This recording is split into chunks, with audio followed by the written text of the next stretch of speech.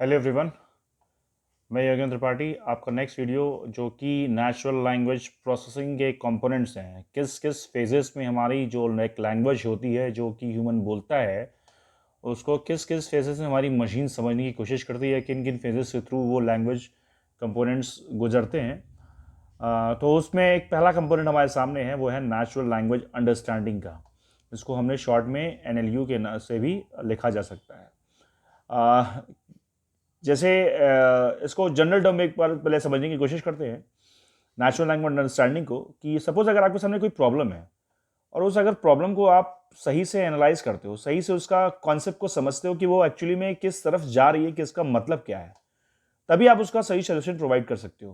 कहने का मतलब क्या है, अगर आपको मैथमेटिक्स के कोई क्वेश्चन आपके सामने आया और उस क्वेश्चन को अगर आप सही से उसको एनालिसिस करो, सही से उसको समझो, उसकी लैंग्वेज को पढ़ो, तो होता क्या है कि आप जब उसको सही से अंडरस्टैंड करते हो तो उसका आंसर भी आप सही प्रोवाइड करोगे। तो मेन नेचुरल लैंग्वेज अंडरस्टैंडिंग का कॉन्सेप्ट भी यही है।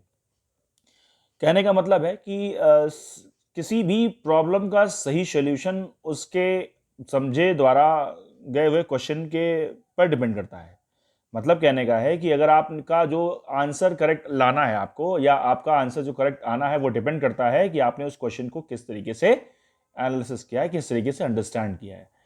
और आज की डेट में सबसे बड़ी प्रॉब्लम यही होती है कि इंसान या हम आप जो है, जो भी चीज़ें करते हैं वो उसको बिना समझ के परफॉर्म करने की कोशिश करते हैं, जिससे हमारा जो आउटपुट आता है वो नेगेटिव आता है या फॉल्स आउटपुट आता है।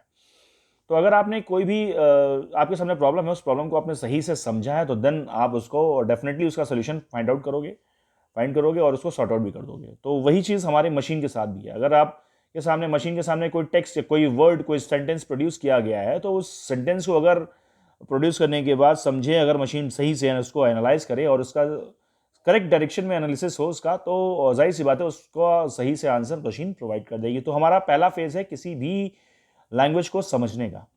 जो मशीन के सामने प्रेजेंट की गई है उस लैंग्वेज को समझे मशीन, उसको अंडरस्टैंड करे, उस पर काम करे, देन उसके बाद उसका जो डेटा है, जो कंटेंट मशीन के सामने आया है, उसको एक्सट्रैक्ट करे। और वो डेटा किस रिगार्डिंग हो सकता है, कोई भी कॉन्सेप्ट से रिगार्डिंग हो सकता है, किसी भी एंटिटी के रिगार्डिंग हो सकता है, किसी भी कीवर्ड्स के रिगार्डिंग हो सकता है जो सिस्टम में इनपुट किया गया है। तो उसको पहले मशीन उसका एक्चुअल में उस डेटा को अंडरस्टैंड करे, समझे, देन उसको एनालाइज करते हुए फिर उसका रिस्पॉन्स प्रोवाइड कर दे। तो ये हमारा NLU का कॉन्सेप्ट है। जैसे अगर हम यहाँ पर कोई भी वर्ड बोलते हैं, तो वो जो वर्ड या जो टेक्स्ट है हमारा, जो हमने मशीन के सामने प्रेजेंट किया है, उस टेक्स्ट को हम किस फ्रेम ऑफ माइंड में रह के बोल रहे हैं, तो उस चीज़ को समझना मशीन के लिए बहुत ज़रूरी है। उसी के रेफरेंस में ही उसका आउटपुट प्रोवाइड करेगी। अब ये तो था नेचुरल लैंग्वेज अंडरस्टैंडिंग। अब ये इसका जो एप्लीकेशन है वो आप अगर देखो तो बड़ी बड़ी जो हमारी बिजनेस ऑर्गेनाइजेशन हैं उस जगह पे आपको देखने को मिलता है, जहाँ पर जो कंज्यूमर्स की प्रॉब्लम है, जो ह्यूमन की प्रॉब्लम है, जो उसके क्लाइंट्स हैं बिजनेस ऑर्गेनाइजेशंस में, उनकी जो प्रॉब्लम्स हैं उनको रिटन फॉर्म में हो, उन प्रॉब्लम्स को चाहे आपके बोली हुई फॉर्म्स में हो, डॉक्यूमेंटेड फॉर्म में हो, या स्पीच के फॉर्म में हो, वॉइस के फॉर्म में हो, उन दोनों प्रॉब्लम्स को सॉर्ट आउट करने का जो जिम्मा है या जो रिस्पॉन्सिबिलिटी है वो NLU की ही है। तो क्योंकि क्योंकि अगर वो सही से प्रोसेस नहीं करेगा तो जाहिर सी बात है कंपनी उस चीज़ में फंसी रहेगी और उसका जो आउटपुट है वो नहीं आ पाएगा, और एक ग्रोथ जो है उस कंपनी की वो नहीं हो पाएगी, जिससे कंपनी का डेफिसिट बढ़ता चला जाएगा या नुकसान होता चला जाएगा। बेसिकली अगर हम NLU की बात करें तो NLU में दो तरह के टास्क आपको देखने को मिलेंगे कि किससे कैसे जो लैंग्वेज के सामने प्रोड्यूस हो रही है उसको किस तरीके से परफॉर्म करेगा। तो पहला है कि जो भी इनपुट आपने दिया, उस इनपुट का जो अंडरस्टैंडिंग है, उसके बाद उसकी जो करस्पॉन्डिंग उससे इंफॉर्मेशन रिट्रीव की जा सकती है, रिप्रेजेंट किया जा सकता है, उसको मैप कराने की कोशिश करें। मतलब जो चीज़ आपने बोली है वो से करस्पॉन्डिंग उसका रिजल्ट क्या होगा। जैसे आपने कोई भी वर्ड बोला है किसी भी वर्चुअल असिस्टेंट के सामने, तो वर्चुअल असिस्टेंट उस वर्ड को किस तरीके से ट्रीट कर रहा है, किस तरीके से ट्रीट कर रहा है, देन उसके बाद उसका उसके करस्पॉन्डिंग उसका जो मैपिंग होगी उसके रिप्रेजेंटेशन से रिलेट की जाएगी। जैसे अगर आपने मशीन के सामने एक टेक्स्ट प्रोड्यूस किया, सपोज मशीन के सामने एक आपने टेक्स्ट बोला कि यू आर माई डियर, तो मशीन उस चीज़ को क्या समझेगी कि आपने डियर करीब वाला बोला है, क्लोजेस्ट वाला बोला है, या वो आपने ये जो एनिमल है जंगली उसके लिए बोला है।